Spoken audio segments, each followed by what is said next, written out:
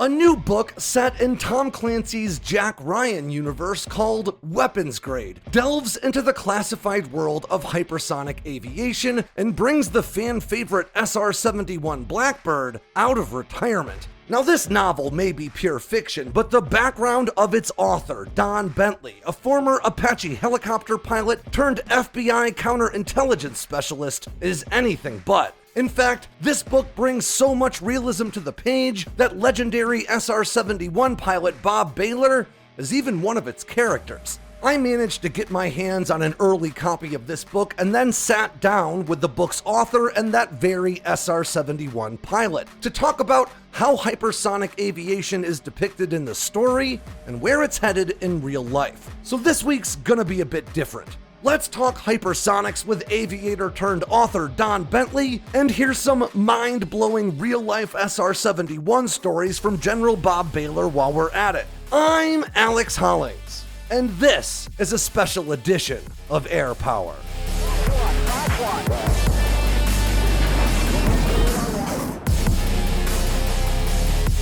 If you've been following this channel for a while, or you're familiar with my written work, then you may already know that I have been delving deep into hypersonic programs since at least 2017. Right here on YouTube, we've covered everything from the hypersonic missiles nations are rushing into service to touring Hermeus' factory, where they're hard at work developing what may be the world's first publicly acknowledged reusable hypersonic aircraft. And to my absolute surprise and delight, the author of Weapons Grade, Don Bentley, is a fan of this series, which may be the craziest thing I've ever told you, at least as far as I'm concerned. And now, after spending my evenings reading through this book, following the escapades of Jack Ryan Jr. as he battles mercenaries and works to prevent Iran from fielding nuclear weapons, I can honestly say that that feeling is absolutely mutual. Now, for those who may be unsure as to why Don Bentley would be writing in the Tom Clancy universe, it's because Tom Clancy passed away in 2013, and since then, the franchise mantle has fallen to a number of other authors. And to give you a bit of my own personal bias here,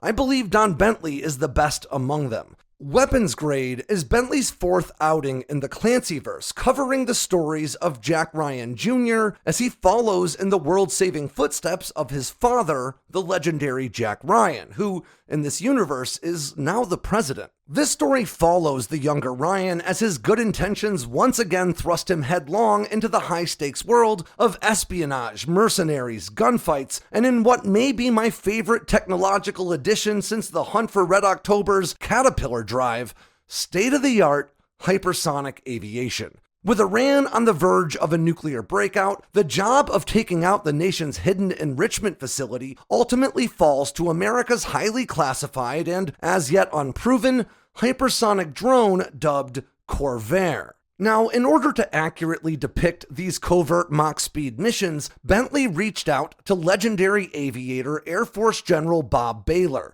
And it's really easy to see why. General Behler not only has more than 5,000 hours logged across 65 different aircraft as an Air Force test pilot, but he also flew the SR-71 operationally before becoming the commanding general of the Air Force Command and Control and Intelligence Surveillance and Reconnaissance Center. In other words, General Bob Behler is one of the world's foremost authorities on the fastest and highest flying military aircraft ever to take to the skies. When the story calls for pulling an SR-71 Blackbird out of retirement to support the testing and eventually to chase down America's secret hypersonic drone, Bob Lorenzo Behler becomes more than a consultant for this story. Bentley actually based the legendary Blackbird pilot in the book on Behler himself. And according to the General, Bentley's efforts to bring realism to this story really paid off. Here's what he had to say about it. And I wanted to make sure that Alex heard this about, what was my favorite part of the book and what was my least favorite part. The favorite part was undoubtedly the fact that it made me feel like I was back in the SR-71 again. I mean, it made my heart feel good. And I think that the Habu brothers will get the same feeling out of that. And I want to thank you for doing that. The part that I didn't like most was at the end of the book I didn't get invited to go to the White House. The story follows America's highly classified efforts to field a reusable hypersonic aircraft built upon very real elements found in a variety of today's most advanced and sometimes highly classified defense programs. Bentley's hypersonic aircraft, the Corvair, is a Mach 5 Plus reconnaissance and strike platform that combines elements of Lockheed Martin's SR-72 program, the Air Force Research Lab's Mayhem program, and maybe most notable of all, our friends at Hermeus, who are hoping to begin flight tests of their hypersonic aircraft in the coming year. And that is not by happenstance. In fact, Don found his way to contacting General Behler thanks to Hermeus. So for me, I'm a huge fan of the work the Hermeus folks are doing. In fact, I found Bob originally because he was on this fascinating Hermeus podcast. And if you haven't seen it, you need to. It's an hour and a half of Bob and an RSO telling flight stories. It's just incredible about the SR-71. But there's this odd shift, partly driven by the war on terror, in that for the last 20 years we've been fighting not a near peer force that is mostly, you could look at Afghanistan and say originally, they were cavemen with AK-47s and we had a technology overmatch, which is true. But then what you had is some platforms that were designed for near peer fights, like the F-14 in the beginning, the F-22 later, that were trying to reinvent themselves, if you will, to be relevant in the war on terror. So you had the F-14 turn into a bombcat. You had the F-22 actually trying to do kind of a ground attack mode. Well, what's interesting from a hypersonics platform is what that showed us is the importance of being able to act on intelligence before it goes stale. So if you're chasing a high value target and you know where that person is and you either want to interdict them or you want to drop a bomb on his head, you have to be able to have something that is fast enough to be able to make that happen, almost in real time. And so that prompted another shift, among other things, back to hypersonic platforms, because what a hypersonic platform gives you the ability to do is go reach out and touch a target half a world away that you're not waiting for the flight time of a subsonic B-2 to be able to service. And so that was part of it for sure, looking at that. And certainly what drives that in my book is the Iranians achieving nuclear breakout again. And you have to make a decision to say, what are we going to do about that? And you have to do it in a time-sensitive manner. And so certainly the Hermeus folks have a couple of, I think Dark Star and Quarter Horse are two of their vehicles that they're working on that would be hypersonic ones. But it really is, and Bob is going to address this, I'm sure, much better than me. It really is a shift back, because there was a period of time when you looked at like the Valkyrie, for instance, that people thought, hey, speed is the answer. And then it shifted back to stealth. And now I do think there's a shift back to hypersonics again for some of the reasons I laid out. Bentley's Corvair is powered by a combined cycle turbofan scramjet propulsion system ripped right out of real life. This is the same type of propulsion system that allegedly powers Lockheed Martin's SR-72, as well as the Air Force Research Lab's Mayhem platform. And it's very similar in conceptual design to the Chimera engine that Hermeus is currently testing, though Hermeus is taking a slightly lower tech approach, leveraging a J85 turbojet engine in conjunction with a ramjet. Now, functionally, a combined cycle turbojet ramjet like Hermeus's Chimera is very similar to a combined cycle turbofan scramjet like those being developed by the Air Force Research Lab. The primary difference in practical application is that a turbojet ramjet will probably be limited to speeds below Mach 6, whereas a turbofan scramjet could potentially even exceed Mach 10. A combined cycle engine of this kind has long been seen as the holy grail of hypersonic aviation, and for good reason. Conventional turbojet and turbofan engines are very well suited for accelerating aircraft from a dead stop all the way up to around Mach 3, thanks to that compressor fan they have behind the jet inlet that sucks air in to be mixed with fuel compressed and ignited for propulsion. But up beyond Mach 3, these types of engines really struggle to push enough air through the combustion process to continue accelerating in any kind of an efficient manner. Ramjets and scramjets, or supersonic combustion ramjets, on the other hand, have no compressor fan, or really any moving parts at all. These air-breathing jet engines rely on the pressure created by the inflow of air at high speeds for compression, before mixing that air with fuel and igniting it for propulsion out the back. As a result, these engines just can't function at a stop and are really inefficient at low speeds, but they come alive at speeds in excess of Mach 3 or so.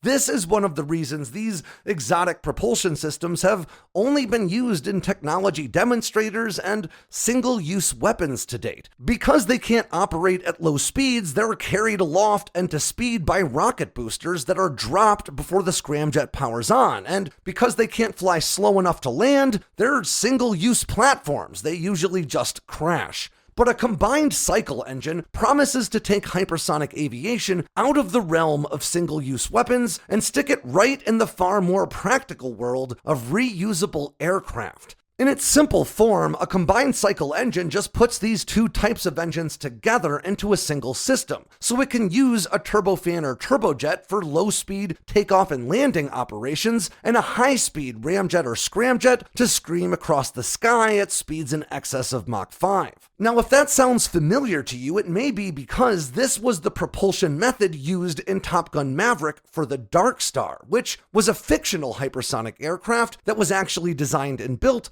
with the help of Lockheed Martin's legendary Skunk Works. Now, you may recall we were actually the first to break the story that the Dark Star mock-up proved so believable that Jerry Bruckheimer claimed American officials told him Chinese intelligence satellites were reoriented to get a closer look. Of course, that might also have something to do with the clear similarities between the fictional Dark Star and Lockheed Martin's now very secretive SR-72 effort. A reusable aircraft that can achieve these speeds would be just as difficult to shoot down as modern hypersonic missiles are, and obviously they could have a wide variety of applications for America's defense apparatus. Many of those applications fall within the area of responsibility for General Behler's old stomping ground at the Air Force Command and Control and ISR Center. From a Corvair standpoint, there were some really interesting parts that, I'm an engineer and scientist, so I looked at this sort of thing. Let's talk about the speed first. First of all, in the book, it talks about how it broke all the SR-71 records and so on and so forth. But don't forget, there was no human being inside of it. That's the one triumph that the SR has, and for 50 years, no one's been able to break that record. But it's an unmanned vehicle, okay? But it's going to travel 3 times the speed of sound. The SR going, I said 3, I meant 5 times the speed of sound.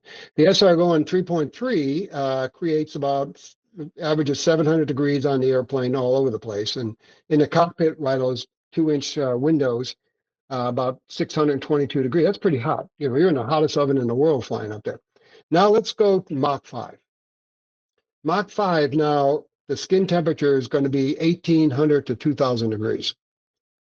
Now, the challenges of keeping a human alive in that is going to be really hard.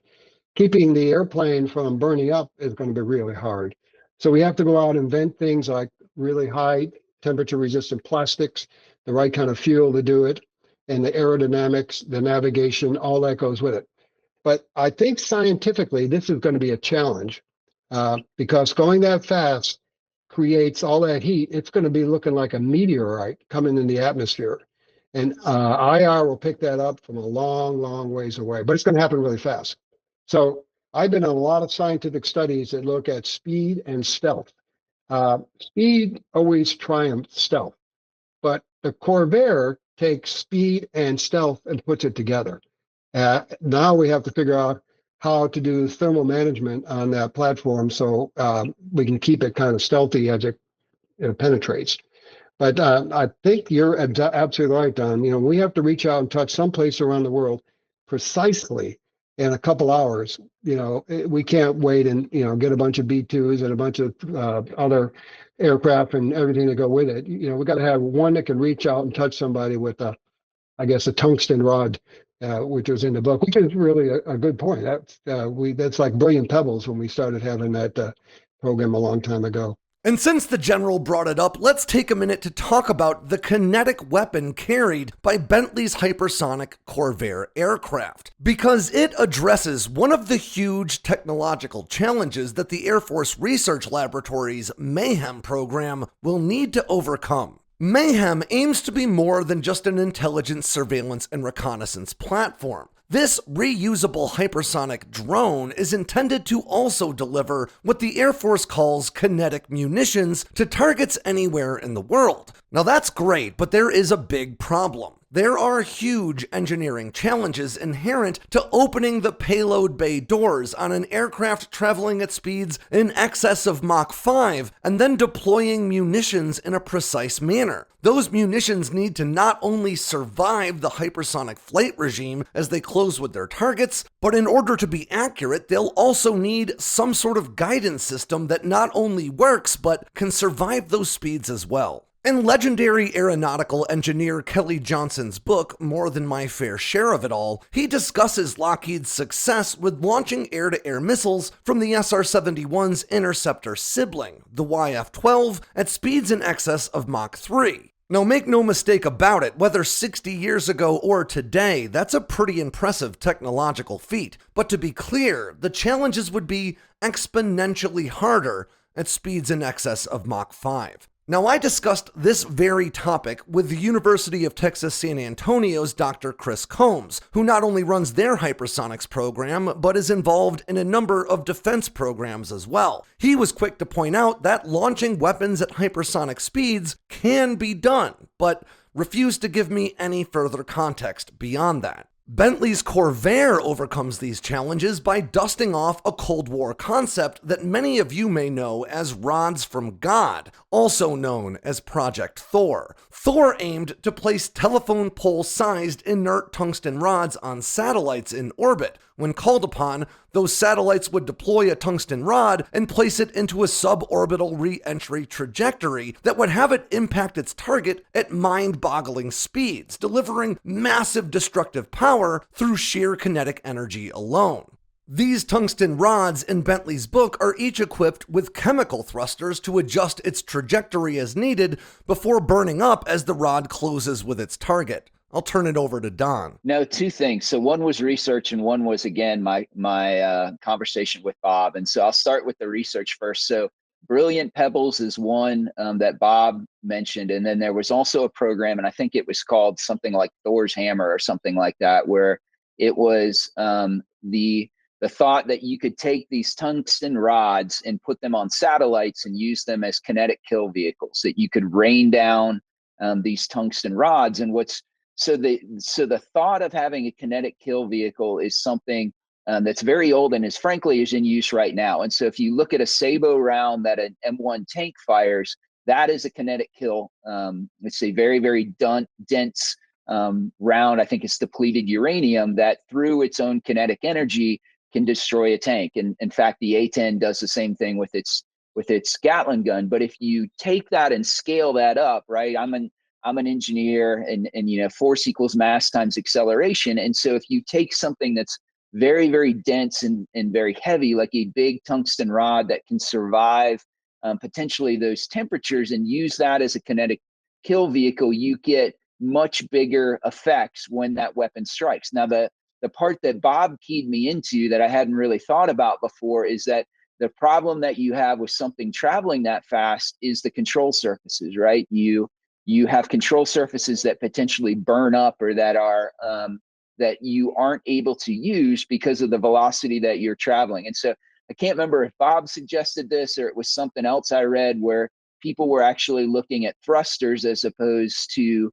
control surfaces to be able to direct something moving at Mach 5. I think they're even talking about that potentially with airframes, right? Because the speeds are so high. Now, I genuinely had a blast talking with Don Bentley and General Bob Behler about all of this stuff and much more, and you better believe I'll have more clips from my interview coming out pretty soon, where I talked with Don about his time flying the Apache in Afghanistan and spoke to General Behler about his time flying the SR-71. But before we close, I want to make sure to remind you that Don Bentley's new book, Weapons Grade, is in stores now, and I want to be 100% transparent transparent with you guys. This is not a sponsored video. No money changed hands. I'm not being paid to tell you that this is a good book. I'm just telling you my honest opinion that it genuinely really is. And after my time getting to know Don Bentley, I'm not even remotely surprised. He spent 10 years as an Apache helicopter pilot before becoming an FBI counterintelligence specialist, before becoming a member of the FBI Dallas office's SWAT team, before going to work at General Electric on the F-35 program. Don Bentley brings experience-based realism to the Tom Clancy universe in a way that really honors the franchise, and I can't speak highly enough about him or this book. But why don't we close out on my favorite part of this interview, and that's when General Behler told me a story about when he was called upon to do a bit of what he calls Blackbird Diplomacy, and I'll let him tell you what that is. I was an experimental test pilot before I flew the SR, and I think that was the reason I got chosen for this particular mission, but it was a mission that had the interests of President Reagan. It was a time when he was trying to get reelected. He was trying to establish better relationships with Russia. But at that time, our intel community said that we know that there are big crates going into Nicaragua from the Black Sea, and we're pretty sure those are MiG-21s in there. And of course, the Monroe Doctrine and everything else. So the SR was chosen to go down there and do the reconnaissance, but more importantly, it was to do what we call Blackbird Diplomacy. And that was to create a sonic boom that would rattle the windows and, put them on edge. And took off at 3 o'clock in the morning from California, a couple of refuelings, and flew over Nicaragua right as the sun was coming up. And that was by design. Wasn't the best sun angle for photographs, but it was the best angle to wake someone up who was trying to sleep. And so they were certain that we, the United States, was going to come south and invade them. But the dangerous part, here again, never practiced this, but we had a limit in the airplane not to fly more than 30 degrees bank at nighttime, because of the disorientation you could get very quickly and not know which way was up or down because of the lights and the stars and the ground kind of blended and really mess up your mind. But they wanted me to fly at 45 degrees bank so I could stay within the confines of Nicaragua. So all the way down there, I was trying to figure out how I was going to do this. And I finally said, okay, I got to pretend like I'm flying that simulator. So I turned all the lights in the cockpit full bright so I couldn't look out the windows, and slowed down to 2.8 Mach number. That's kind of funny, slowing down to 2.8. And then went to a 45-degree bank turn and stayed within the confines and came back to California. And I went back there 2 additional times. And the thing that was great is that it was right on the edge of the aircraft's performance at nighttime. And the other part was they never unloaded those crates, which meant the diplomacy worked.